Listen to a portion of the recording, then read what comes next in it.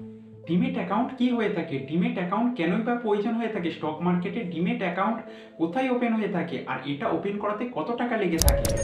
আপনার মনেও যদি এই সকল প্রশ্ন থাকে তাহলে আপনি সঠিক ভিডিওতেই এসেছেন। এখন আমরা এই ভিডিওতে এই সকল প্রশ্নের উত্তর জানব। নমস্কার বন্ধুরা, স্বাগতম আপনাকে এলকেডি বাংলা ইউটিউব চ্যানেলে। তো আজকের এই ভিডিওতে আমরা ডিমেট অ্যাকাউন্ট সম্বন্ধে সকল প্রশ্নের উত্তর জানব। চলুন চলে আসি আমাদের প্রথম প্রশ্নে, ডিমেট অ্যাকাউন্ট কি হয়ে থাকে। ডিমেট অ্যাকাউন্ট আসলে একটি শর্ট ফর্ম হয়ে থাকে যার পুরো নাম ডিমেট্রোলাইজ অ্যাকাউন্ট। আর ডিমেট্রোলাইজ শব্দের অর্থ হলো কোনো পেপার ডকুমেন্টকে ডিজিটাল রূপে পরিবর্তন করা ও ডিজিটাল ফর্মে সেভ করা। আর অ্যাকাউন্ট মানে আমরা বাংলাতে যেটা পাসবই বলে থাকি, যার মানে হচ্ছে কোনো জিনিসের রেকর্ড রাখা। তো বন্ধুরা, এখন আমাদের মনে দুটি প্রশ্ন আসছে যে ডিমেট অ্যাকাউন্টে কোন জিনিসে ডিমেট্রোলাইজ করা হয় আর কোন জিনিসের রেকর্ড সেভ হয়ে থাকে। তো বন্ধুরা আসুন একটু সময়ের পিছনে চলে যায়। ডিজিটাল ব্যাংক আসার আগে পয়সা ক্যাশ রাখা হতো, সকল ট্রানজেকশন ফিজিক্যাল মানি ক্যাশে হয়ে থাকতো। এখানে প্রবলেম এটাই ছিল যে মানুষকে তার সাথে অনেক ক্যাশ টাকা নিয়ে চলতে হতো, আর বেশিরভাগ সময় চুরি ডাকাতি লেগে থাকতো, পয়সা হারিয়ে যেত এবং যে নোট পুরনো ছিল সেগুলো ছিঁড়ে যেত। সব মিলে যদি দেখা হতো তাহলে মানুষকে সাবধানতার সাথে ক্যাশ টাকা রাখতে হতো। কিন্তু এখনকার যদি কথা বলি, যখন থেকে ডিজিটাল ব্যাংকিং এসেছে তখন থেকে সব কিছু বদলে গেছে। ক্যাশ টাকা নিয়ে এখন অনেক লোক কম ট্রাভেল করে থাকে, আর ডিমনিটাইজেশনের পর ক্যাশ টাকা কাছে রাখি বা কতজন। ডিজিটাল ব্যাংকে আমাদের টাকা ডিজিটাল ফর্মে হয়ে থাকে, যা ক্যাশের থেকে অনেক সেফ হয়ে থাকে। ঠিক এমনভাবে আগে যখন কেউ শেয়ার কিনত তখন তাকে শেয়ারের সার্টিফিকেট দেওয়া হতো, যা কাগজের রূপে ছিল। সেই সার্টিফিকেটটি এটি প্রমাণ করতো যে ওই শেয়ারের ওনারকে। এখানে অনেক প্রবলেম হয়ে থাকতো, যেমন সার্টিফিকেট হারিয়ে যেত, লোক নকল সার্টিফিকেট বানিয়ে নিত, আর না হলে সার্টিফিকেট বাড়িতে পড়ে পড়ে খারাপ হয়ে যেত। এই জন্য ইনভেস্টারদের প্রচুর সমস্যা হতো। এই সকল সমস্যাকে দেখে গভর্নমেন্ট 1996 সিদ্ধান্ত নেয় এখন থেকে সকল শেয়ার সার্টিফিকেট ডিজিটাল রূপে থাকবে, মানে সকল সার্টিফিকেট এখন ডিমেট্রোলাইজ হবে এবং ডিজিটাল রূপে সেভ থাকবে। আর শেয়ারের বাই সেল ও ডিজিটাল রূপে অ্যাকাউন্টে হবে। তো বন্ধুরা, এই অ্যাকাউন্টকেই আমরা ডিমেট অ্যাকাউন্ট বলে থাকি। যেমন ধরুন আমাদের পয়সা ডিজিটাল রূপে থাকে, আর আমরা যা খরচ করে থাকি তা ডিজিটাল রূপে আমাদের ব্যাংক অ্যাকাউন্টে হয়ে থাকে। মানে এমন একটি অ্যাকাউন্ট যেখানে আমাদের কেনা শেয়ার ডিজিটাল রূপে সেভ থাকবে, যেখানে শুধুমাত্র শেয়ার রাখা হয়ে থাকে। আপনি শেয়ার যদি কিনে থাকেন তাহলে শেয়ার ওই মানি ব্যাগে গিয়ে সেভ হয়ে যাবে।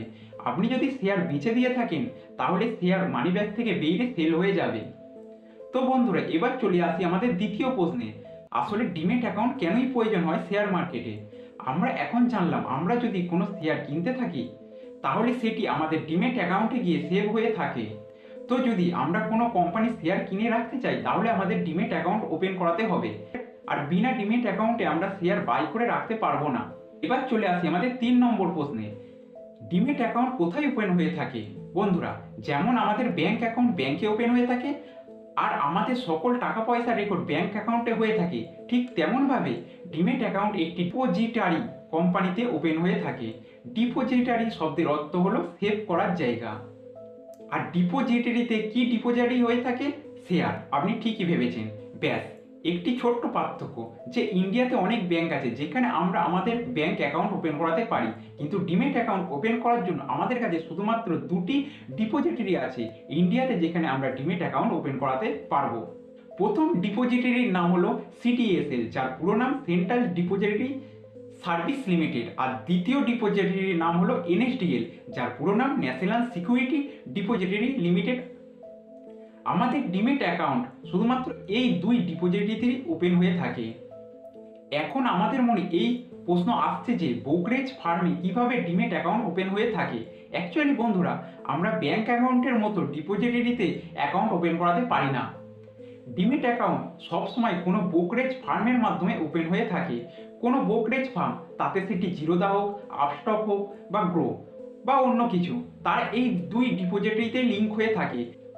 ইন্ডিয়াতে অনেক ব্রোকারেজ ফার্ম আছে যা সব সিডিএসএল না হলে এনএসডিসিএল এ লিঙ্ক হয়ে থাকে। আপনি যে কোনো ব্রোকারের কাছে ডিমেট অ্যাকাউন্ট ওপেন করাতে পারেন। আপনি যে কোনো ব্রোকারেজ ফার্মে ডিমেট অ্যাকাউন্ট ওপেন করালে তাহলে সেটি সিডিএসএল এ ওপেন হবে, না হলে এনএসডিসিএল এ ওপেন হবে। যেমনটা আমি আমার ডিমেট অ্যাকাউন্ট গ্রো অ্যাপের মাধ্যমে ওপেন করেছি, আর সেটি সিডিএসএল এ লিঙ্ক আছে। তো আমার ডিমেট অ্যাকাউন্টটি সিডিএসএল এ আছে। তো বন্ধুরা, আমরা জানলাম ডিমেট অ্যাকাউন্ট ডিপোজিটরিতে ওপেন হয়ে থাকে আর ইন্ডিয়াতে দুটি ডিপোজিটরি আছে। আপনি যে কোনো জায়গায় ডিমেট অ্যাকাউন্ট ওপেন করালে সেটি সিডিএসএল এ ওপেন হবে, না হলে এনএসডিসিএল এ ওপেন হবে। আসুন চলে আসি, এবার বলি পয়সার কথায়। ডিমেট অ্যাকাউন্ট ওপেন করাতে কত টাকা লেগে থাকে? ডিমেট অ্যাকাউন্টের জন্য অনেক প্রকার অনেক রকম চার্জ নিয়ে থাকে। কেউ 300 টাকা নিয়ে থাকে, কেউ 500 টাকা নিয়ে থাকে, আবার কেউ ফ্রিতে ডিমেট অ্যাকাউন্ট ওপেন করে দেয় তাদের মার্কেটিংয়ের জন্য। তো এই ছিল আজকের ভিডিও। আপনার যদি ভিডিওটি ভালো লেগে থাকে তাহলে আপনি ভিডিওটি একটি লাইক, ও যদি আপনি সাবস্ক্রাইব করে না থাকেন তাহলে চ্যানেলকে সাবস্ক্রাইব অবশ্যই করে দিন। আর আপনার মনে যদি কোনো প্রশ্ন থাকে তাহলে কমেন্টে অবশ্যই জানাতে ভুলবেন না। ধন্যবাদ।